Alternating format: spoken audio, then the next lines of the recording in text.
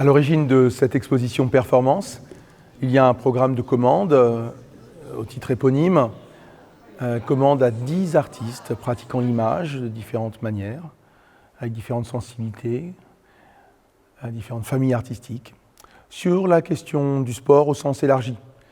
Nous souhaitions ainsi participer aux Olympiades culturelles dans le cadre du grand événement national, international des Jeux olympiques et paralympiques Paris 2024. Ça, c'est le contexte d'origine. Nous avons lancé un appel d'offres au CNAP en nous associant à deux partenaires, le MRAC de Sérignan et le Centre photographique de Marseille, avec lesquels nous exposons le résultat de cette commande, les travaux de 10 artistes ayant été sélectionnés. Nous avions l'envie de parler du sport, mais depuis le cœur de la vie, non pas à travers les schèmes purs de la compétition, très codifiés, très schématisés dans ses retransmissions médiatiques.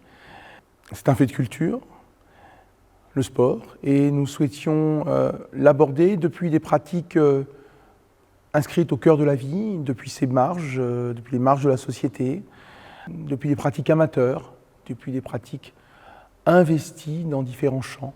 Au cœur de l'exposition se trouvent 3 sports qui sont parmi les 4 choisis par le comité olympique de ces Jeux 2024. Breakdance, skateboard, escalade. Plusieurs projets traitent de ces sports qui font irruption ou qui sont arrivés depuis 2020 pour le skateboard et l'escalade aux Jeux de Tokyo. Ces 10 artistes exposés ici développent leur propre plateau de recherche, d'expérimentation. Bien souvent, et cela nous a surpris et intéressés dès le comité scientifique qui a sélectionné les projets, depuis une connaissance de ce sport. Ça nous importait, c'était, je dirais, inattendu, non pas inespéré, mais très intéressant de voir que beaucoup d'artistes pratiquent le sport, d'une manière ou d'une autre, en amateur, en passionné, aux côtés d'autres sportifs. Voilà, c'est le cas de Suzanne Hetzel, c'est le cas de Yacine Boussadoun, c'est le cas de Nestor Benedini, qui était un breakdancer avant de devenir un photographe des breakdancers. C'est le cas de Robin Tutange, qui est et reste dans l'âme un skater et qui a photographié les skateurs de la communauté ukrainienne en temps de guerre.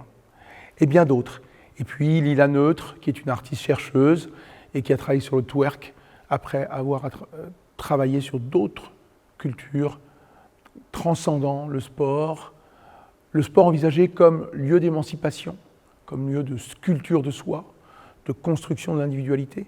Nous souhaitions vraiment proposer des manières d'aborder le corps performantiel comme un lieu du jeu, de la construction de la relation, de l'émancipation, de la sculpture de soi, de la construction de soi et de la possibilité d'inventer, à travers ces grandes valeurs humanistes, des manières de relier les êtres.